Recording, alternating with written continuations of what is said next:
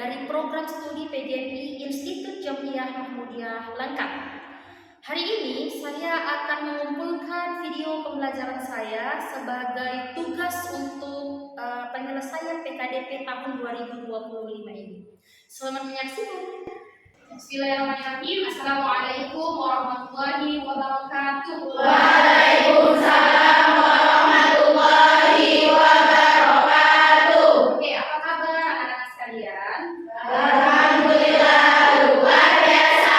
Allahu Akbar. Yes. Sama sekali belum makan ya? Itulah yang mengakibatkan kalian nggak konsentrasi itu, belum makan. Kita ulang ya, kita tambah di belakangnya.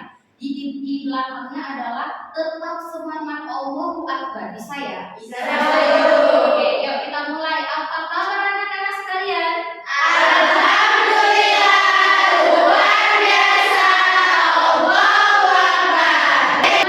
Kita kan membahas tentang profesionalitas guru yang ada di Indonesia, termasuk kualitasnya.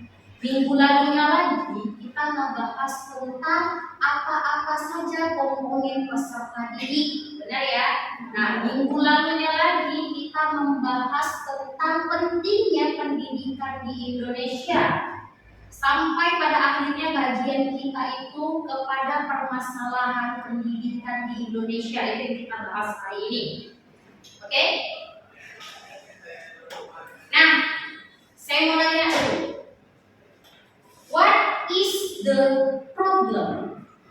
Ada yang pernah tidak punya masalah dalam hidupnya? Ada.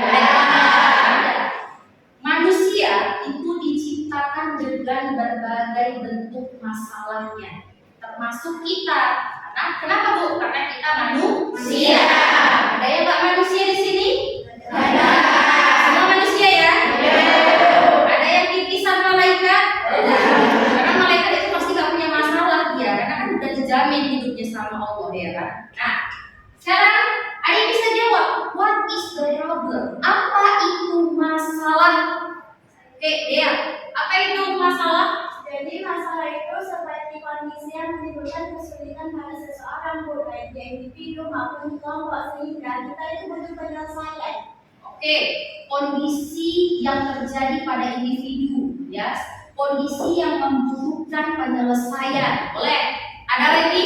Apa? Ya, Emalia, apa itu masalah? Masalah itu suatu keadaan yang belum sesuai dengan yang kita harapkan.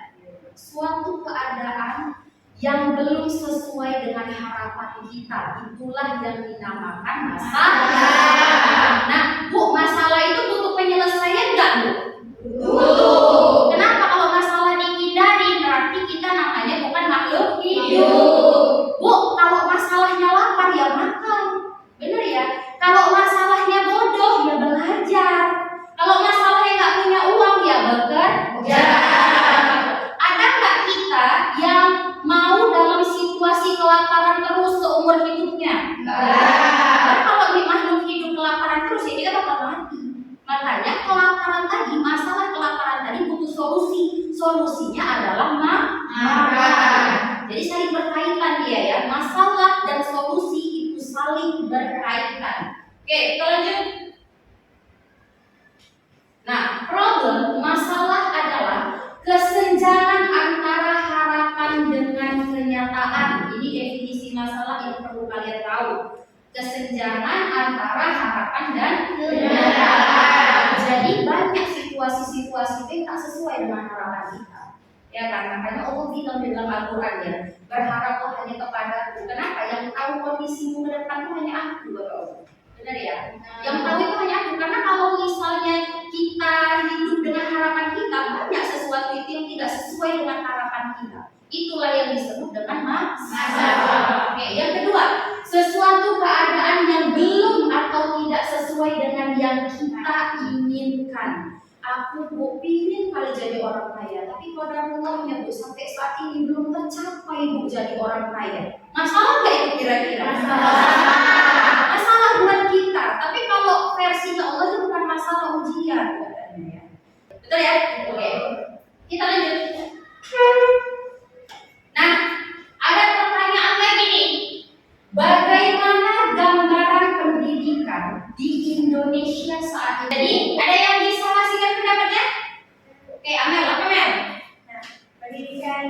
saat itu semakin menurun.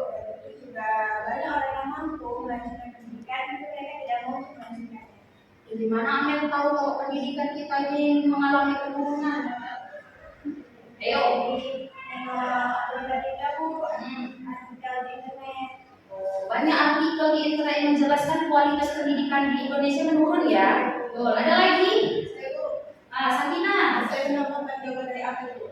Kondisi pendidikan di Indonesia ini kualitas pendidikan menurun. Lalu ada banyak anak-anak yang tidak Kualitas gurunya menurun kata Santina. Kalian calon guru kan? Iya. Kalian terima dibilang kualitas kalian turun? Enggak. Tapi yang dia bilang itu kenyataan. Ya, kenapa ibu bilang kenyataan? Ada yang bisa mengutarakan pendapatnya. Kualitas guru itu menurun zaman sekarang, benar? Dari mana kita tahu? Dari mana kita tahu? Dari internet juga. Percaya kan kalian sama internet? Ya, salah satu contohnya kualitas guru menurun itu banyak zaman sekarang mahasiswa itu nggak membaca buku, betul nggak? Betul. Entahnya termasuk awal bu, ya. Awal gitu loh bu, yang dibaca Instagram aja bu, malas kan awak baca buku itu, betul ya? Betul. Kenapa? Karena fitur-fitur yang ada di handphone itu udah kompleks sekali rasanya, susah kali ninggalinnya, sehingga apa? Sehingga buku itu terabaikan, tergantikan posisinya. Jangankan buku, guru aja tergantikan posisinya. Kenapa? Fitur di sini lengkap. Itu dia yang mengakibatkan kualitas guru itu menurun. Kenapa? Karena orang yang berada pada pendidikan tinggi pun kualitasnya menurun. Kalian lihat contohnya, kalian calon guru. Kalau dari sekarang kalian itu tidak berbekalkan diri, banyak membaca, banyak menggali ilmu pengetahuan, kira-kira kalian bisa jadi guru berkualitas? Tidak. Jangan mimpi. Ya, makanya ibu sering tekankan, guru itu tidak hanya berpenampilan menarik. Kalau sekarang kan guru kayak gitu ya, yang penting sepatunya baru, bajunya cantik, jilbabnya modis, udah oke lah. Oke, kita lanjut. Masalah pendidikan terbagi atas 4. Yang pertama masalah partisipasi atau kesempatan. Masalah yang kedua masalah efisiensi. Yang ketiga efektivitas dan yang keempat relevansi. Apa itu bu? Satu-satu kita bahas. Masalah partisipasi atau kesempatan. Masalah partisipasi atau kesempatan memperoleh pendidikan adalah rasio atau perbandingan antara masukan pendidikan dengan jumlah penduduk yang tertampung dalam satuan pendidikan. Ya, apa itu bu? Gimana kok bacanya? Tengok itu. Hal ini berhubungan dengan satu, kesadaran orang tua bahwa pendidikan itu penting. Ya, yang kedua, ekonomi yang tidak merata.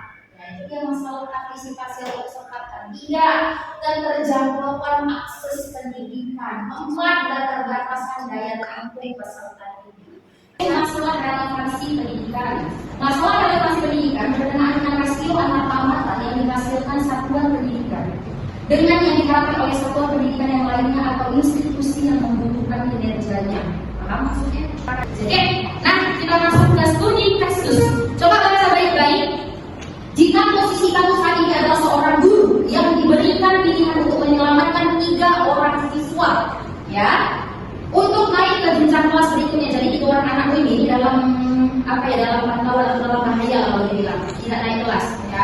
Manakah yang akan kamu pilih? Nah, pilihannya 1, ya, atau kita pilih kelompok dulu ya kalau gitu ya. Ya, silakan bagi ke dalam 3 kelompok. Oke, sekarang sudah ada 3 kelompok. Coba kamu baca yang pertama. Tadi studi kasus ya.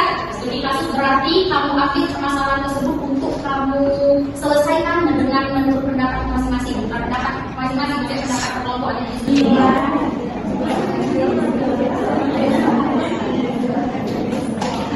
Oke, sudah selesai? Sudah? Ya, kita mulai dari kelompok 2. Silakan. Apa hasil pembahasan kalian? Hasil diskusi kami milih mengutamakan anak yang nomor 3 karena walaupun dia jarang hadir ke sekolah, anak tersebut masih rajin belajar dan dia bisa mengikuti pembelajaran itu. Oke, nomor 3 ya. Oke, yuk kita berikan tepuk tangan.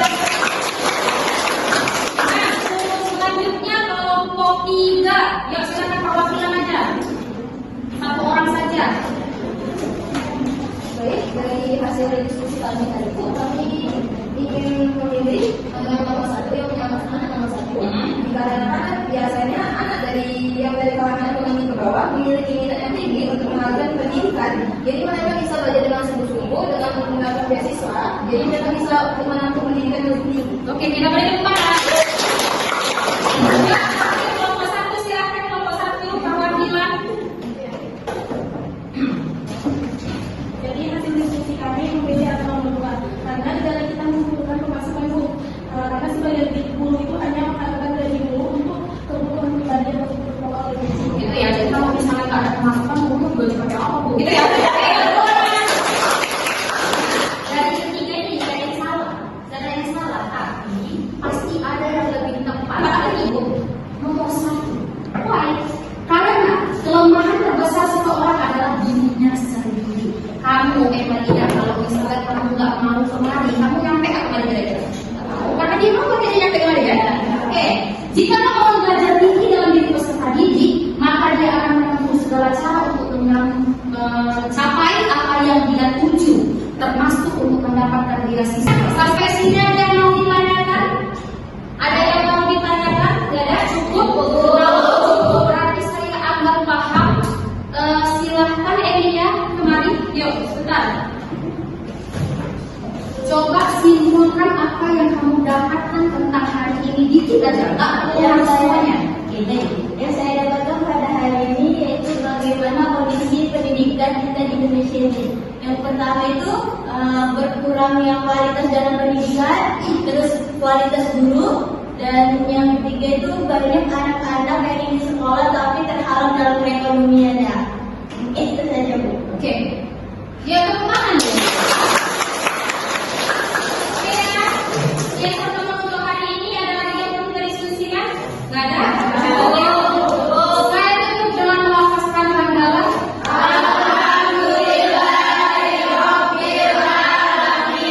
Jangan lupa untuk kelompok yang selanjutnya minggu depan sekaligus tugas yang saya berikan, jangan lupa ya.